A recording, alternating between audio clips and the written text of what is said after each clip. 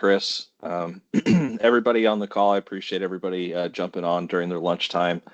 We wanted to have this call because this comes up so often. Our main objective in the mentorship program is really land everyone in a job. To land them in those BC jobs. And so across different industries, we have Daniel's in railroad industry, and Lewis and I are in banking.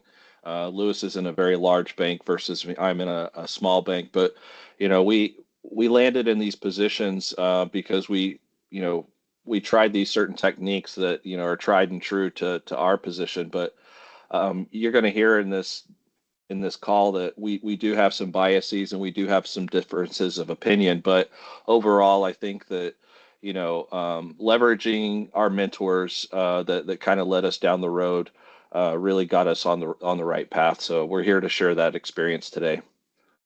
Before we get started, are there any other opinions or any concerns before we get going? Just to frame this presentation that we're going to do between Keith and Lewis and I, it is BC specific interviews. We're not trying to teach you the niches of a standard interview. We're trying to show you the nuances in a BC interview and relate that to different levels of say you're a director or a manager or a specialist role.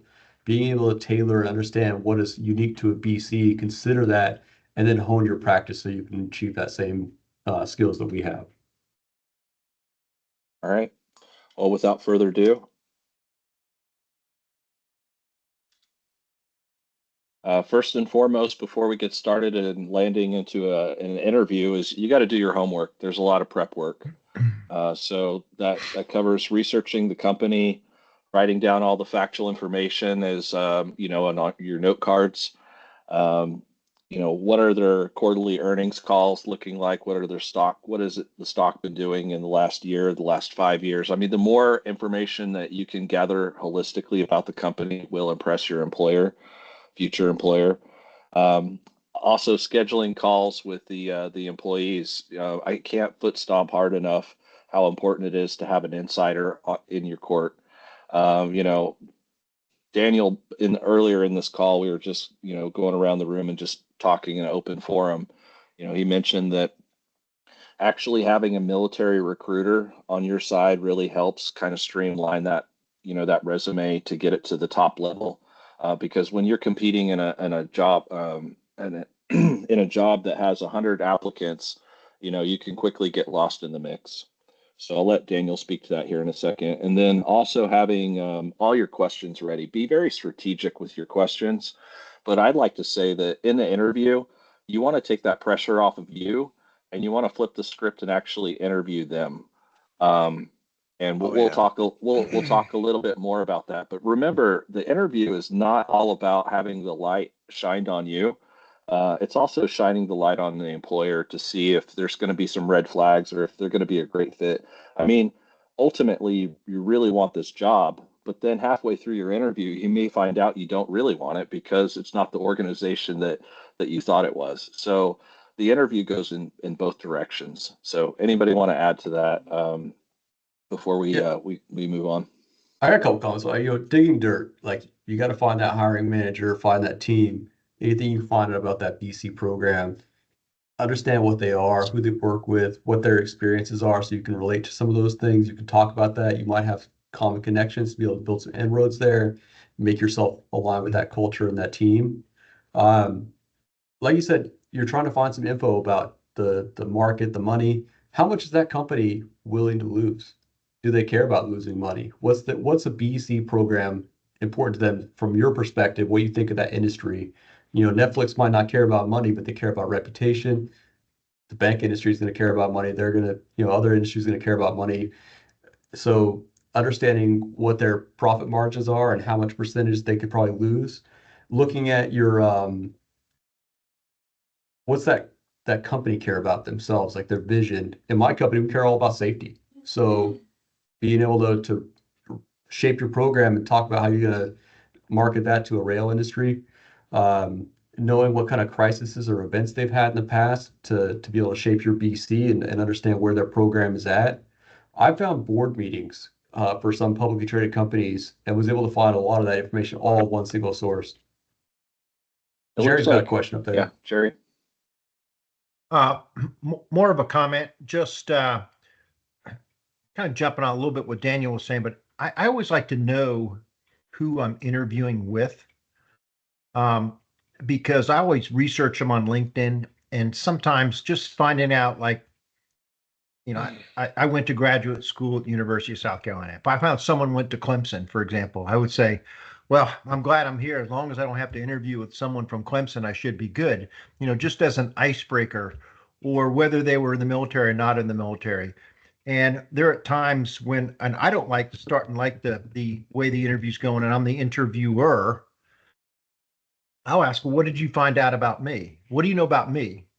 And the guy goes, well, I don't really know too much about it. So he goes, why do you ask? Well, we're looking for people that are intellectually curious, that'll look for ways that the company can be harmed, kind of think not so much out of the box, but doing a lot of research. So, and if I really don't like the person, I said, you didn't even take the time to go to LinkedIn and looked at me. Let's not waste any more time for either of us. Thank you and have a good day. I think, one thing you're talking about there, Jerry, LinkedIn has another valuable resource. Who are the connections you share in common? I might go and ask that person that I know, like maybe I'm interviewing with Keith. Keith's connected with Jerry. Hey, Jerry, is Keith a good guy to work with? Does he know what he's doing? Is he a bad manager? Anything like that. You may have some experiences there. Or what's the Keith's niche? What does he love? I might be able to find those connections there. Maybe he's a bodybuilder. He likes golf. We know that. But, that's those important things that'll help you out with getting that extra little bit of edge. And maybe Jerry goes and talks to Keith and says, hey, Daniel's coming your way. He's really smart. Go, hire that guy. Yeah, I think that what you guys talked about was really important, the background, because when I was, going from my current position, I did do the research on my boss who was interviewing me, and what I found was quite interesting that he had worked at Citibank for only 2 years. And then he went over to Bank United and was there for 5 years. So that higher tenure told me a lot about the organization. I knew that people in this organization don't really leave the bank because they love it, So that spoke volumes to me. And I was able to ask my boss, I said, I noticed he only did 2 years at Citi. Why was that? And he mentioned, oh, well, it was a finite amount of work that they needed me to do. And at that point, I just really didn't see, once I finished the work, a reason to stay on. So, I mean, it kind of, gave me an idea at that time what that climate looked like for that organization. No jab there, Lewis, but anyway.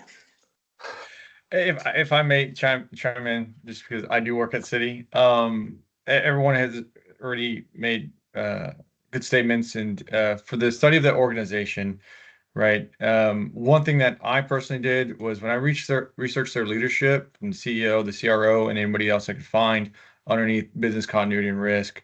I looked at their goals and if there was any recent changes. So I was able to talk about that in the interview when they asked about, like, why choose us, why culture.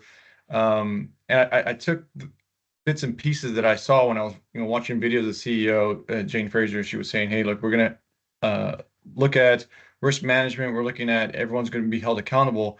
And I said, coming from the military, that is a song that's been said, song that's been praised all the time for us. So this is nothing new to me, and I think it'd be an easy transition to fit that culture. And so it just shows, hey, okay, he studied us and he linked it to his past. So I would say that, as far as, like, in addition to what everyone else has said. That's a powerful point. Like you look at that and you understand what they care about.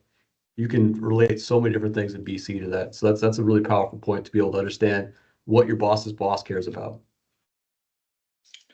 All right, let's go ahead and transition into the stages of the interview. So we have the overall phases. The intro is getting your foot in the door, and then we get a little bit more technical, and then break down into a strategic level if this is going to be a manager position, and then the final bits of negotiating and signing that contract and potential what steps are next. So let's jump into the intro. Daniel, thoughts on that? Yeah, I think when you're looking at HR, you have to understand the perspective of this HR level interview. This is your initial conversation with the company. It's them matching you. What are you looking for in a job? So you might be also gauged not so much as you're fit for them, but they're fit for you as well.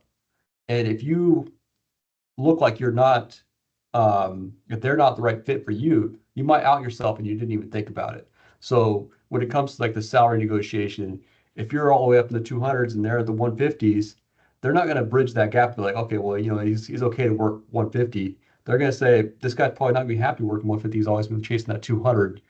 They want happy employees who can be doing the right thing, being in that space. So culture match, compensations, all those things are what you're trying to communicate, in addition to, hey, I'm the right person for this job. So looking at your skills matched to that rec. Someone on the hiring team might be skilled in that technical area, be able to talk at a low level. They'll ping you about that. They'll say, hey, tell me a little more about BIA. But if they don't, keep it high level, keep it concise. You want to get in there and get all the key points. They're just checking off the list. Hey, does this guy know how to do BIA? Does this guy know how to do BC planning? Does this guy engage the stakeholders? That's all they're doing, checking off the blocks there. So if they don't ask too deep, so don't go really detailed in all those processes because you're going to run out of time that you could ask other questions. A lot of those people are trying to screen through. They got 15 minutes to get through a candidate. They got to get to the next candidate. So if you're going 20 minutes, they're going to be rushing something that you could have got out of that. I think about things like salary negotiation. How do you approach that, right? They're going to pop up a lot of times in that and say, hey, how much do you want? Well, you might want 200. The rec might have said 175. You could say, what kind of compensation total package is there for this? So, I see you guys are 175. I'm looking to get it at 200. How can you make that happen for me? Can we do something like bonuses? Can we, maybe I can adjust instead of getting money. I like time off. We could do some time off instead. Maybe we could trade my medical dental benefits because I got all that from the military. So you're coming to them, not saying, I want this much. You're saying, how can we achieve this? Right?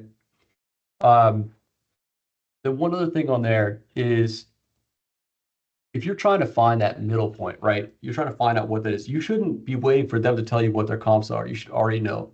Glassdoor is a valuable resource. It's pretty accurate because people are reporting what they've had. So you can see if they don't have a BC manager, because it's kind of a unique job, right? They might not have a BC manager, but you can see what a regular manager is, and then think a BC manager is probably going to get paid a lot more than a manager. So you're at the higher level of the spectrum. So look at what some of those 70 percentile managers are getting paid, and then find that point, compare it to the rec, and then you can see, what should I ask? I'm not going to ask 200. I might ask 175 if their range is 100 to 200. And then you'll know, do they have bonuses? Do they have long-term incentive programs like stock options, things like that, to compare against? And then you could come in more educated in that negotiation and be able to achieve that goal. All right. And Lewis, any thoughts on that? For me, I don't have a large experience on this, but I would say this is like, when it comes to the HR, they're also they're basically testing you to see, can they get to the gauntlet of the interviews from the actual personnel you're going to be working with. So like I had my first interview was a panel of 3 of my peers, and then my senior VPs, and then multiple directors. And so essentially that's what they're testing for. Is this person, does it cut the mustard to make it onto the next stage? And that's all I could really say besides what you two have already spoken about. Yeah, and I think at this point it's good to bring a lot of energy and a lot of positive momentum. So how you come across to that first person, this is the first person in the organization who's going to see you, and you want to get a fair shake and another look. So I mean, you have to bring that energy that you're excited about this job, you really want it, you are the person, you're the right fit. If you convey that energy, I think it's going to carry over into the next interview.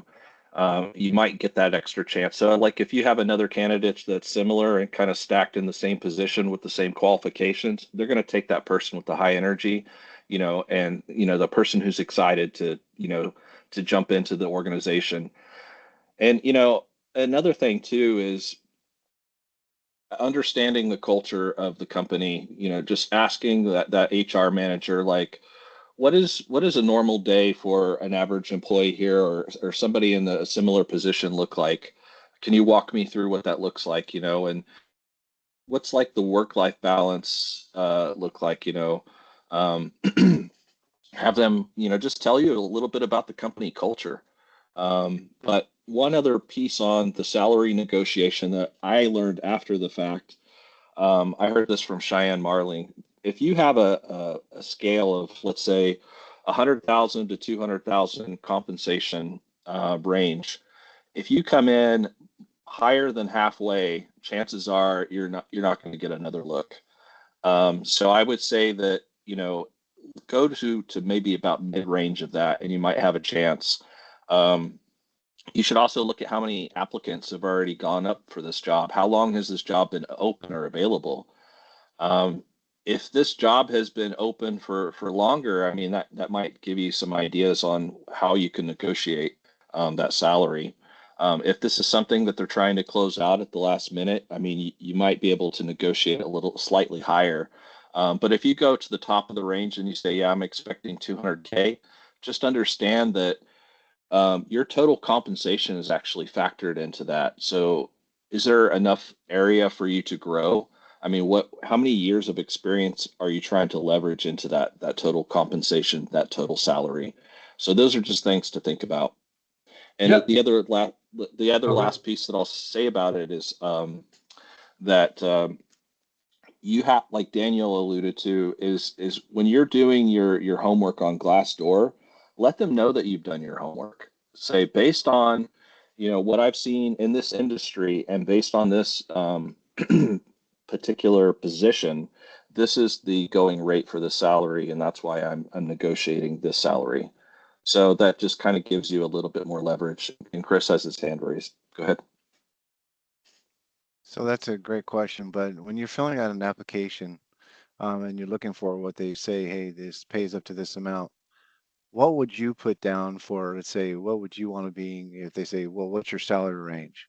What would you put when they ask that specific question? What are you looking for to get paid? What's your Yeah, salary? if you look at like JJ, he put down there talking about education. So this job has a requirement, right?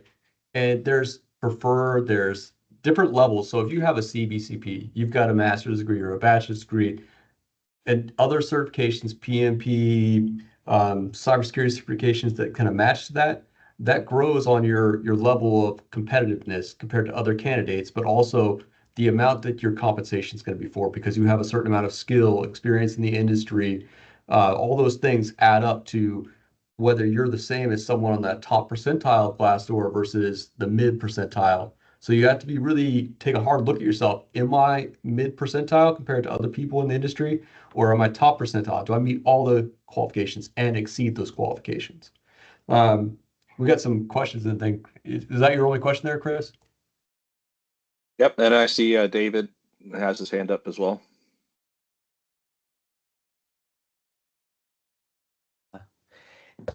Can everybody hear me? Yeah, Lima Charlie. Yeah, we can hear you. Hey, so first, sorry I was a few minutes late. I was logging in through my work stuff. So the other thing I would like to propose to y'all is, if in the first couple of conversations you're talking about salary, I really feel like you may be doing it wrong as well. I would like to share the thought process of saying, hey, I don't even understand the true scope of what this job's details are. So before I talk salary or what I would like to, and what they're trying to do, and this is what I've learned, is they're trying to get you to throw a number first. So they can say, well, we were willing to pay up here, but he threw this super low number. We'll even get to here, and you may be leaving money on the table. So one thing that you should do is say, hey, before we even talk about salary, I want to be comfortable with understanding what the responsibilities of this role is.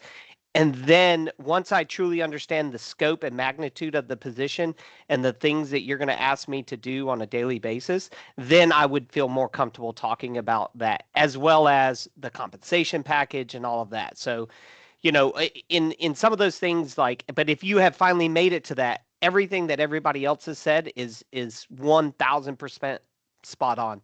And the other thing I would like to share with y'all is you're going to leave something on the table. I'll give you an example. When I got hired for this position, I had no idea that we even entered into the negotiation phase. They were just like, hey, we want to offer you the role. Awesome. We're going to pay you exactly what you asked for. Cool. Is there anything else that you want? And I got caught flat-footed. I was like, well, I didn't have a list of things that I was also prepared to ask for. So just something else to kind of think about is what are some additional stuff you can ask for? Find out what that company brings to the table and things of that nature, and that will help you with your total compensation package. So I hope that brought some value. No, that's That's an really excellent good. point. Autumn? If I could say one thing is, I didn't hear it before, but maybe it was said. Sometimes when you look at that range, things are already included into that. So that's why when Keith, you mentioned, hey, hit the middle, because they might be saying end of year bonuses could be a range within this, and that goes in with that salary. So just, be curious. Like everyone's been saying, always ask these questions. I think for me, I definitely would get on LinkedIn, get with those people that work at the organizations you're applying for, especially those veterans, because they're just going to be more transparent with you, in my opinion, and say, hey, negotiations with that organization, how does it work, or why do you provide such a large range? And they might break it down. Oh yeah, because we give more leave, and therefore it's equated to this, and oh, okay, this makes more sense.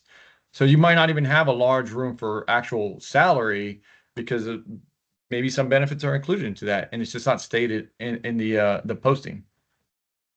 And Autumn, you had a question?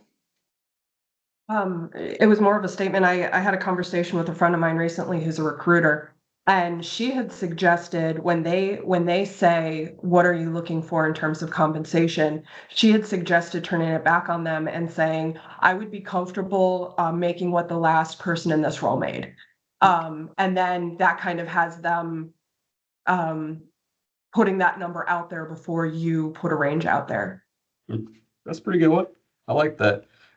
So coming back to the conversation about like the full scope of this, looking at this, the HR, you need to be looking at, is this the right fit for you right at that moment? When you're talking to HR, this is your initial look at the culture of that organization. If that culture doesn't look right to you, if the way that they're asking those questions and the way things are going, that might not be the right fit for you. So you should hold out. You should be picky. This is a company you're going to be working with for a long time, hopefully. And you're going to be spending a lot of your time there. You spend half your time at work, right? So why would you want to be miserable for half your time? There's a piece when you come down to it, questions, right? What questions are you going to ask that person at the hiring, like the HR level? And I find this is a really good one to come in there and bring in things like, are there internal candidates applying for this position? You might not have a chance at all. And maybe you should start looking at other ones if there's internal candidates, because they're probably more likely to get that position than you. Looking at what department does this fall in, so you can understand, is the scope of this program being addressed in the right manner? Because some departments don't do very well at BC. So that's a good one to ask. And then, why are you hiring for this position? Did the person quit? Were they there for 40 years? And this is a great job now, because if they were there 40 years, I could easily see myself being there 40 years, right? So why are you hiring for this position? That's good questions to ask on that.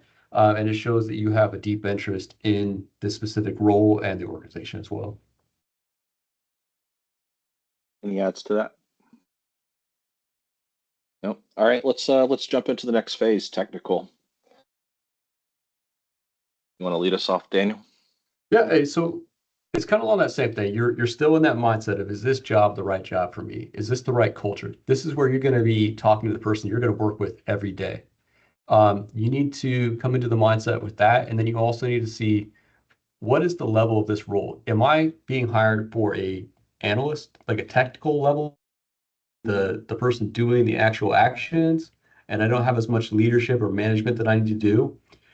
My tailoring of how I respond to things is going to be emphasized in that level, my area of impact in the organization. A manager might be trying to impact the organization where the organization is going as a whole, but that individual contributor, kind of like the technical, is going to be just inside that section. So you need to tailor your your approach to it and what you're going to pitch for your impact on the organization, what you're selling to them. If you're going into like a director role, you need to be thinking strategic. You're not managing the tactical level details like a manager. So if you're coming into that interview, they're expecting strategic. You're talking tactical. They're going to think this guy's still in the tactical level. So they're not in that mindset for this role. They might not be a good fit. So you have to understand what level your responsibilities are going to be in that. It's going to be kind of written out inside that that prompt that you're going to get when you're applying for that rec. So you want to look at that, identify what level you're applying towards, and try to tailor yourself at that level. You should be prepared to talk low level, but start high level. Any person is going to want someone that talks concise. No one wants a BC manager that comes in and runs the whole meeting for 6 hours and everyone's bored and doesn't want to do anything afterwards. So they want someone that's in there, out, gets the results, and is gone. So that should be you. Talk high level. If they want to know more, they're going to ask you. They're going to say, hey, tell me about how you do BIA. You told me you do BIA. How do you do BIA? And then you can drill down and impress them with your approach. But also, that's another point where if they say, tell me about a time when you did BIA, you don't want to go, well, I was in the military and I did this, and that. You want to say, I was engaging with this function, this department, talking the civilian terminology, stay high level with what you're talking about. Don't drill into the weeds of what it actually was unless they request those details as well, because you're just going to throw them all off when you go down that route. A big red flag. If you're hearing, tell me about a time, and it's not tell me about a time when you led a crisis or tell me about a time when you had a stakeholder that wouldn't do BIA with you. If it's not fine-tuned, you are a BC practitioner, right? You are like a surgeon. You do one thing and you do it really well. So if they're trying to ask you about, tell me about a time when you faced adversity, that might not be the right company for you because they might not know what a BC does. So you should start guessing and thinking about that role really seriously. Is that the right fit? Are you going to have the right buy-in with that program? Do they understand what you're going to be doing for the organization?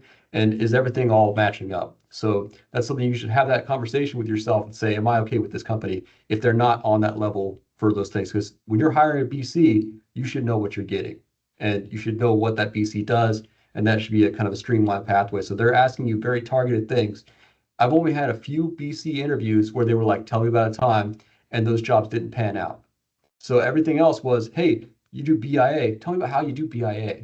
They were very specific. They didn't ask about, how good are you at managing things because they already know you are a tactical, you're a certified professional. You are a practitioner. So they're going to ask those finite technical details. Coming into that thing, you should look at connecting that relationship. So when Jerry was talking about connecting with that person, you're going to connect on that level and approach and see what they're talking.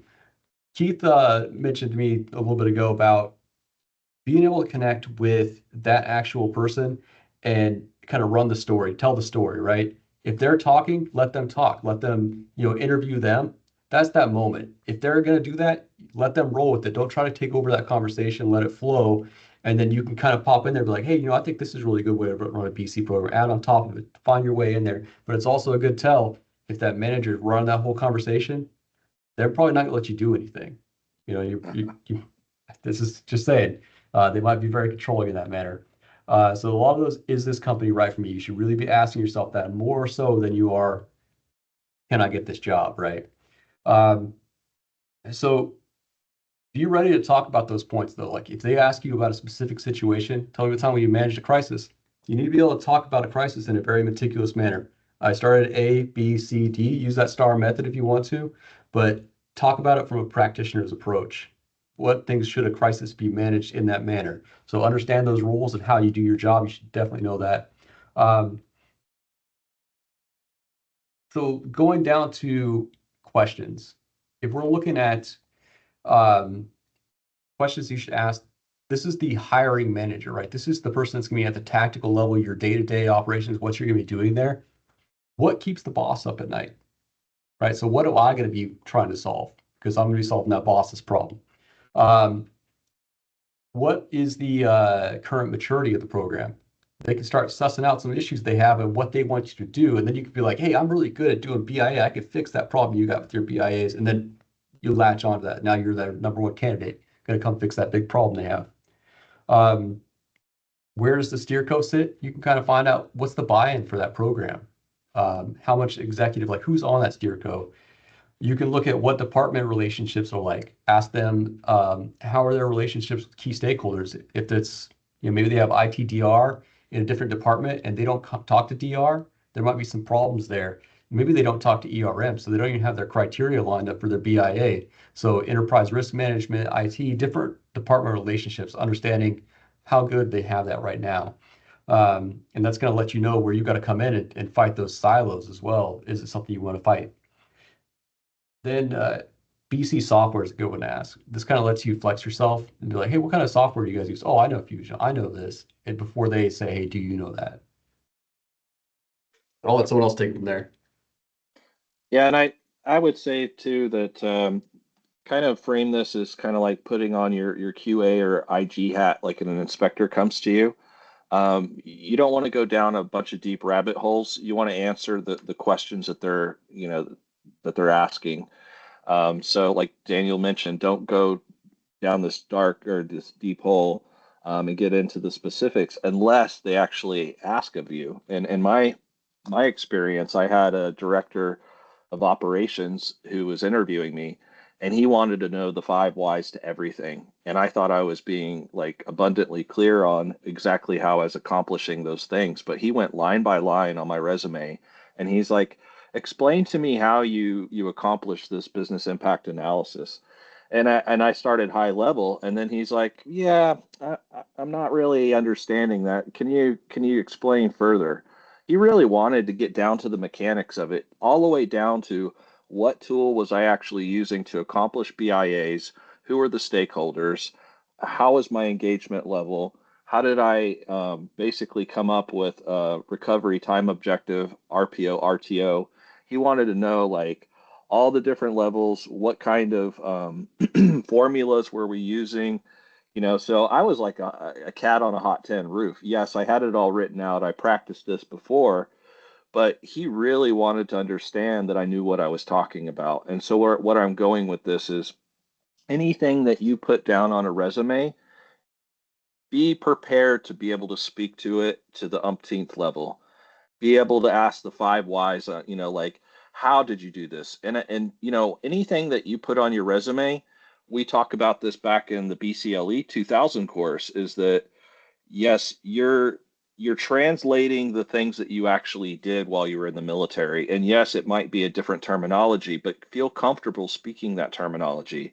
Like Daniel said, like, oh, we're not going to say, oh yeah, we went to the company grade officer and did this and that. It's like, yeah, we went over to the director. We had a conversation. We started to unfold this BIA and so on. So make sure that you're comfortable speaking that BC terminology, and just be honest. And if you can articulate that, then you got a pretty good shot. Chris, go ahead.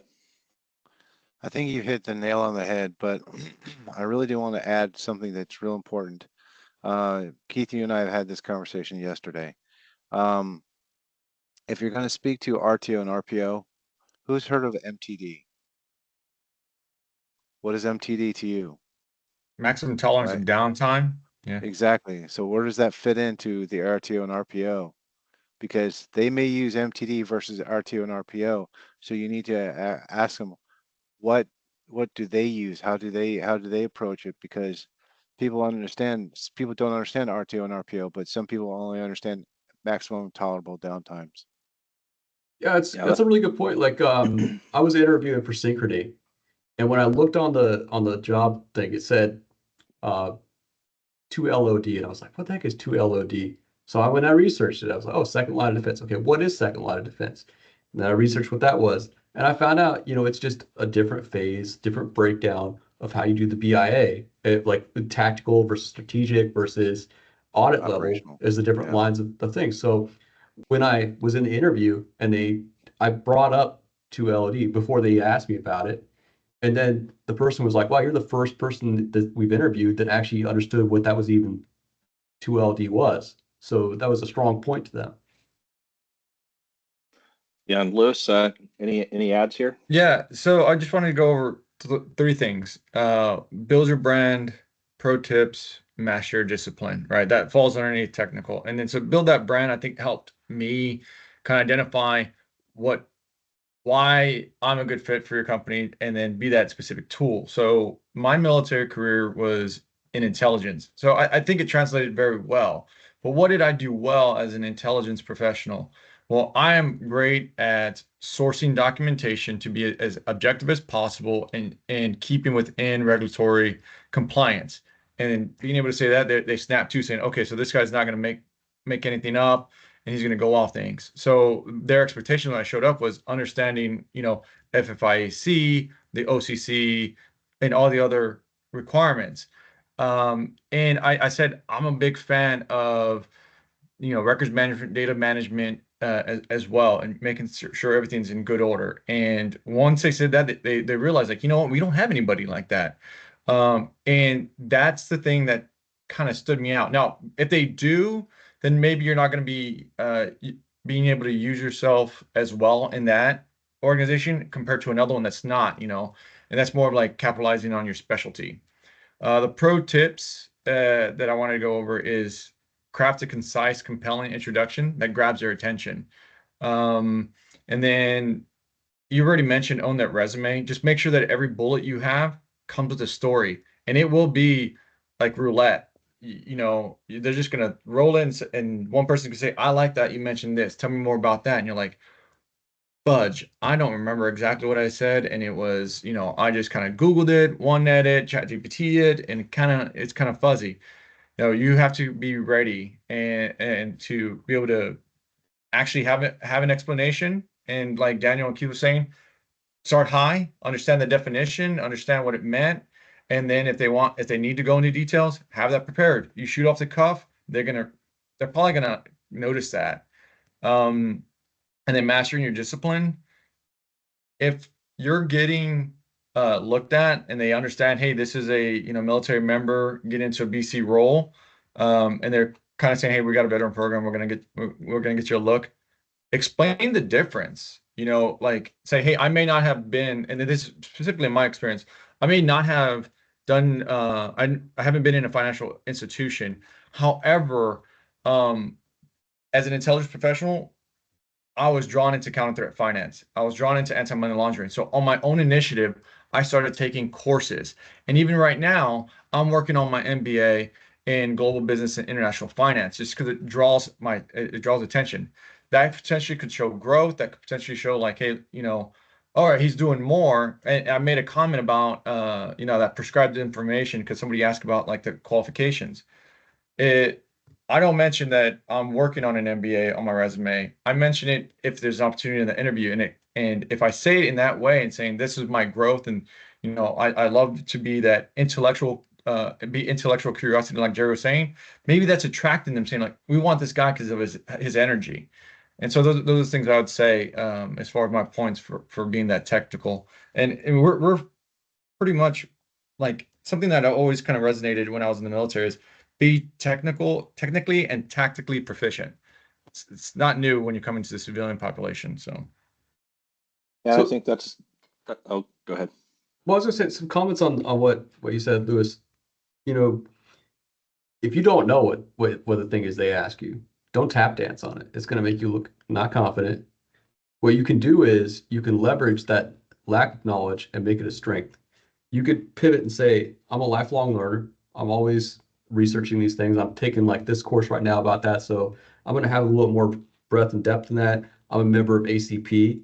I have a large professional network. So, if I don't know something, I'm going to call Guy Raguso over at Goldman Sachs, or I'm going to start name dropping all these BCs from big name ticket items and say, this is how I'm going to find that information.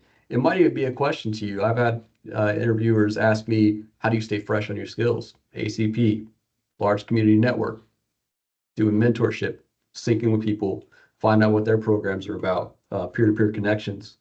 So that's one thing to think about there.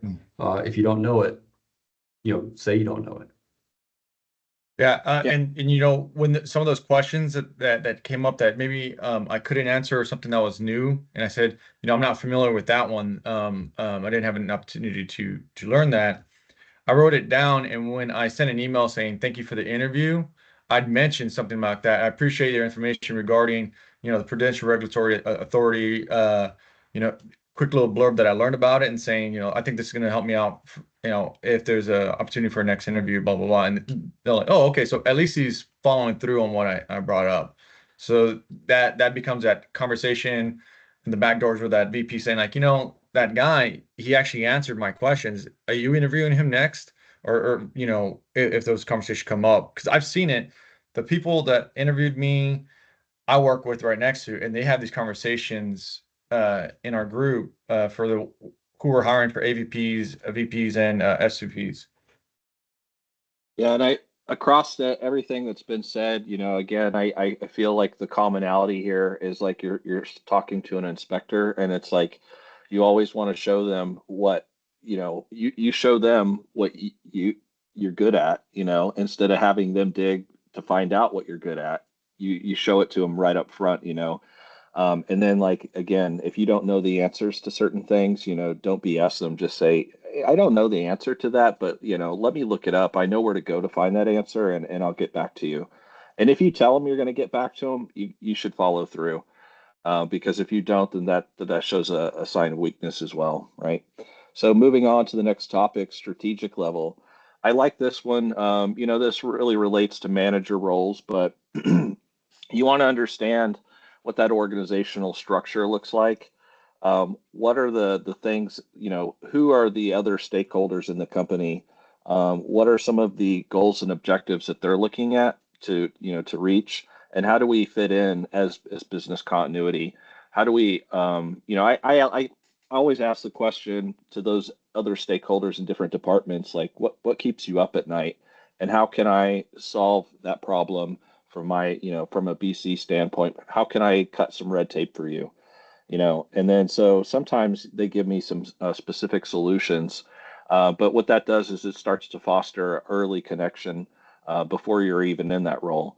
They're like, hey, this person's going to help me try to find that solution, and you can always put the caveat on there, like, I may not always be able to solve everyone's problems, but I'm at least able to hear about everybody's problems and acknowledge those, and then try to find some strategies or some things to help solve that, right? Um, I also like to ask them, what is what are some of the challenges that you have within the first year that you'd like for me to solve? And then what are some of your long-term challenges, those 5 years and beyond that? And asking that question tells them that you're potentially going to be loyal and committed to staying with that company. You're not just going to do a year and leave, right? You're interested in the long term. So, asking those questions kind of props you up for success, but also asking, how often do you want me to report success to you? Or, what's that cadence look like? What are the monthlies? What are the quarterlies? What are the annual reports look like for you? Any other thoughts on that, Daniel? Yeah, you stole some of my questions there. That's a good one. I like that how often you report. It's a really good one to put in there because it makes you show that you care about that communication. When you're looking at this is the strategic level. It's probably your boss's boss, right? If you've already interviewed with your boss in that technical level, when you explain yourself, now you're talking to the boss's boss. That person cares about cross-functional relationships. They're thinking outside the department. They're thinking maybe the customers. They're thinking the whole organization. It's a really high level, probably a VP if you're applying for a manager, or maybe even like a chief, like a C-suiter if you're applying for a director level role. So thinking about those levels, what does a C-suiter care about? What does a VP care about? You need to be able to talk on that level. This is where you need to be very concise. VPs and CIOs do not have time to listen to someone ramble. They want to be in and out. Like, you want to be brief, be bold, and be gone, right? So high level on your experience. Only if you're, if they even ask you to go low level, I would be pretty concise in the low level descriptions of things. So thinking about, what does your boss's boss care about? What's the organizational's big picture? Those visions, statements for an organization, the organization's goals, connecting those to how the program works. Thinking about what other teams you're going to be working with, ERM, IT. Those are the kind of things that you're probably going to be asked about, and how you make those connections with people. How do you communicate? Are you an effective team player in that organization? Think about this too. Questions. What keeps the boss up at night is a really good one because that's going to let you know what they want you to change on that program. So you'll know what depth you're going to have to come in firing. You could also ask, what areas of the program would you like to see improvement? That's going to let you know, is there some issues in that program? Is there some issues with that manager that you're going to be reporting to? They might even let something fly there when they're talking about like, hey, I really don't like how director so-and-so is doing this. Maybe you can come in and fix that. Maybe they're really bad about siloing. They won't talk to DR. They only want to do BC. So you can kind of suss out some of those issues when people start talking about what areas are there for improvement.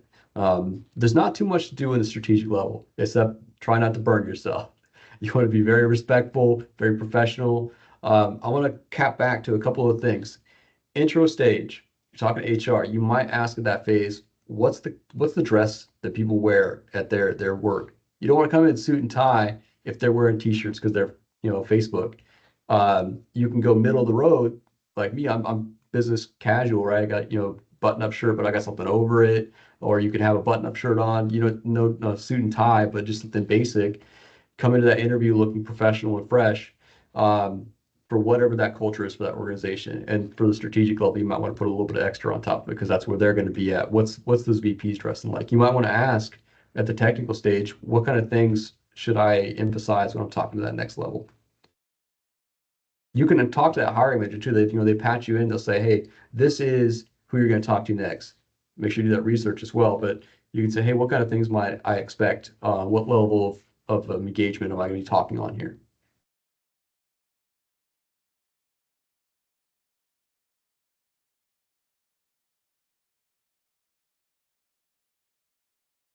Hey, I can I chime in? I think we're all reading from the chat. Go ahead, Lewis. Yeah. So, sorry, I was gonna chime in. So, I just want to point out, like, when I was interviewing for city, and I would talk to people that worked at city, I asked them, like, what do you think are the best questions to ask? And I have them down. I use them for every single one of them, and they worked for city. They may work for you guys. I'm not trying to sell you snake oil. I'm just saying what works for me. Okay. So the first one was after we explained and got to know one another, mainly, they're learning about me to see if I fit. I said, is there anything I can clarify or provide to further demonstrate my qualifications? This has helped me in many times where they said, I didn't really understand this part, what you meant. Can you elaborate on that? And I said, hey, all right, I'm so glad that you're giving me the second opportunity to say that. I'd write it down, take my time, breathe. This is your mulligan if if it's necessary. And I explain it to them. And hopefully you're able to articulate with that second opportunity. And then they go, okay, this makes more sense to me. Okay, I was completely lost. And that might save the day. Don't know. Let's just hope it does if you're in that situation. The second one is, what are the key traits of somebody who thrives in this role? What are they looking for is another thing. You could ask in the beginning. I just have this as my last points if I didn't have an opportunity to ask them throughout. And then what are the top culture qualities you value here? So then if you're asking this, then maybe you could align it to what you have, and then maybe reference it to. I'm so glad you mentioned that, because here's what I believe in. And somebody mentioned it in the comments about like JJ Turnbuckle, leadership principles. If you pull that in there, it's like, I just spent the last 20 years focusing on these morals and ethics. And I think it's a great segue into another career path. And then, yeah, we see that or something like that. And you have that good rapport. Can you share your personal journey within the organization? That gets people talking. Oh, I've been at this place. I did this. I did this. Sometimes they even blurt out things that they don't even like. And you're like, ugh, that's kind of unprofessional. And I'm not saying that like City did that, but like other interviews, I'm like, maybe it's just me being a military guy and you don't really air out your dirty laundry in certain situations. And then what are the next steps in the hiring process? Those have been my quick go-to fives if I couldn't get it answered throughout. And I'm posting them here in the chat, and that's all I got. Okay. Any last rounds on strategic before we move on? All right. Let's take it home with final. Daniel. Yeah, so we've got it pretty much written down. This is just closing things up. It's your last chance to fix anything that you've got them already hooked in. They've issued you an offer. So now if you need to negotiate that offer further, they're probably not going to go back down the interview channel and pick that guy that they didn't like. I would say, here's this thing. I'm not going to talk about the final. I want to talk about you didn't get the interview. Don't let it get you down. You should take that and learn from it. I've had so many interviews on my journey to get to where I am. And I missed a lot of interviews because I messed up on here and there. I went back to GPT and was like, hey, how can I better describe this crisis management process? And then I brought it back to the interview and I killed the next one. So always learn from what you did. Understand that the market is competitive. There might be someone that's really good competing in that spot, or maybe they just made that extra little tick. It doesn't mean you're not on that level. It doesn't mean you're not awesome. So don't let it get you down if you don't get that role you were looking for. You should have your eggs in a lot of baskets. The market is generally hot all year round for BC. It's always popping up. As long as you're not limiting yourself by saying, I'm only going to get jobs in Florida, or I'm only going to get jobs in like this niche little city, you're going to have tons of opportunities you can go to and be able to interview for and achieve those. But the job market is always hot. And so don't let it get you down. You need to be trying all the time and keep at it. And Lewis? You know, I applied for 150 plus jobs. I'm still getting emails saying, sorry, we didn't move forward on it. I'm like, what? This is 8 months ago. And so don't be surprised on that one. And it's a batting average. You're going to apply for a lot. Some will get back to you. I mean, with city, again, I just default to that just because I'm there. I had multiple like, hey, we're interested. And some I didn't even get interviewed for. And then the ones I did get interviewed for, luckily I got hired for 2 different positions, and they found out, and I couldn't negotiate salary because they're like, no, you pick. So I don't have any experience on what you guys are saying, because I tried to say like, well, I said this price, but can I get more for this one? They're like, no, you already gave us a price. Now you just pick. So that's all I have for my experience on that. But That offer, when you're saying you got 2 offers, that's something I do want to speak on. You know, you're at that final stage. You get an offer with this company, you accept that offer, and then some other company pops up. You've already accepted this offer. You haven't started working there yet. You could ghost them. You could say, hey, like, communicate to them, I'm going to accept this other offer. It's not the best thing to do. You might not get that chance at that company again, but go with the one that you like best, the one you need best. I had like 3 or 4 different offers, and I had actually accepted one with Risk Connect before I accepted my offer at the railroad here. But it's not that final stage. You want to pick what's going to be the happy job for you, what you really like. Norfolk Southern just resonated so much better with me. The other job paid more, but this one resonated so much better, so I knew I was going to be happy there. David? Yeah, the other thing, y'all touched on it a little bit, but I wanted to share something that was spoken very highly about me after this job that I particularly gotten. Was I sent a follow-up email to every single one of my interviewers. It didn't matter if I was on a group interview and it had 4 or 5 of them. I made sure I had each of their names. That goes back to the research. Hey, I remember you asked me this question. Here was the answer for it. Thank you for your time. In and out, very quick. But I did that for every single one of them. And I will tell you that even followed up, like to the company that I work for right now. Like they have talked to me now and followed up with, man, that was so professional of you. That's what made you stand out and made you super competitive for it. And it was every single time. And before the interview as well, I would send them a LinkedIn. Hey, I have an interview with you tomorrow. Super looking forward to seeing you, because they're going to see that you stalked their LinkedIn if you did it the right way. So I would send them a connection request and explain why I was looking at their Facebook, or excuse me, their LinkedIn, and then a follow-up email. So those 2 things on both ends, every single time, spoke dividends. So I just wanted to add that. I'm sorry. No, that's a good ad, and now is a really good time to talk about our personal experiences. Like, this is like the good, the bad, and the ugly, right? So anyone in here want to share some blunders or some lessons learned that they could have done better from initial interviews, or things that they did really well? Any highlights going around the room? I'll tell you one thing, like, what's that? I say we're coming up on the hour, so I just want to give you guys an idea. Yep. I'll tell you one thing, I'm sitting behind me in the office building here. Behind me is Honeywell, and I applied to a director level role at Honeywell. Didn't get it. I come to find out later down the road that they had actually just changed the role into something else. So they weren't even serious about hiring for that role. You might go all the way up to the third, fourth level stage, and they weren't even serious about hiring for that role. So don't let these things get you down if that hiring process, companies are not always as transparent as they should be. Good ad. All right. Any last questions? We're coming up on, like Chris said, top of the hour. Got another 5 minutes to close this out.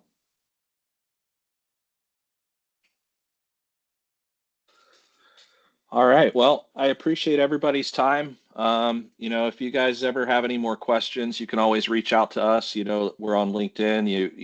You have our text message. Oh, we got one more person. JJ, go ahead.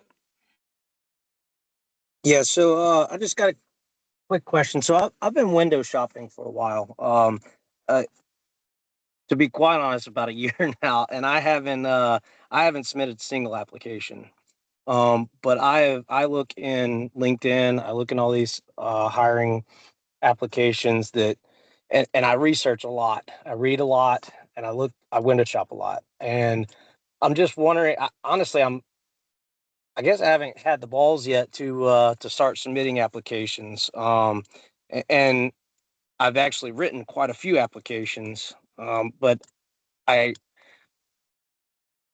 guess what I'm asking is, I know we have the monthly mentorship meetings, but I really need to start connecting with the folks that are in here and having individual conversations with people in hopes that it will, light a fire under me and encourage me to actually get out there and become more marketable. Yeah, I think I have an answer for you on maybe on one of the challenges you might be having, and I think in the industry we call this analysis paralysis, right? You have all these options, and it's kind of inundating, and that's what it sounds like to me. But I think that the right action is action. Just start filling out resumes and start getting into these interviews, and I think eventually, I mean, you're going to find something that feels like a fit for you, right? And if it isn't, it's not like you're signing a 6-year enlistment. That's one of the beautiful things about corporate America is if you find something that doesn't work for you, you can change it tomorrow. So I would ask that you would start looking at maybe filling out some of those job applications and getting into some of those interviews. And somebody framed it really well, saying an interview is just a rehearsal until you sign that offer letter. So if you mess up and you botch an interview, so what? Good. Move on to the next interview, do better. So I would say, take action. That's Yeah. my opinion. You're not going to miss anything. Like, that's your chance to interview that company. It's not just them interviewing you, you're interviewing them. So go test the waters to see if it's something you like. You won't know what that company's about until you speak to them. I had no idea Norfolk Southern was the way it is until I spoke with those hiring managers and got to know the corporate culture over there and everything. I think are you also experiencing maybe some doubts about your abilities as a BC? Is that also something you're kind of looking at? Well, yeah, I guess so. One thing I have been doing in the back side of this is like I'm getting FEMA certified, so I'm getting all my FEMA certs. I'm going to be so I've been focusing a lot on emergency management. I don't know how that plays into the BC role, but I've seen a lot of similarities between the two. Yeah, we could talk a little bit So afterwards. If you want to hang out after the session, I could talk to you about some of those similarities. But a lot of roles are kind of intertwined. So you might have, like me, I have emergency response and BC and DR. Yeah. Yep. I just want to post that I put in the LinkedIn group that I created to help those vets transitioning meet up with either senior personnel or those leadership in the field, as well as I post jobs, things to read, like, hey, this is risk management. And once a month, I try to knock out like a PDF that explains these things. And so, JJ, if you had an opportunity to join this group I have, the VR2EC, I might even be able to send that PDF that talks about, like, you have risk, resilience, emergency/crisis, and then continuity. Why are they a discipline of each field, and how do they blend, and how they all work together? It's almost like combined arms effort, and so we definitely talk more about that. And if you still have questions, join the group and just hit it up. Like, I got questions. There, you're going to get a lot of responses. Yeah, it looks like we're at the top of the hour. If Daniel, you want to go ahead and stop the record, and then we can hang out for a few more minutes to vet any other questions.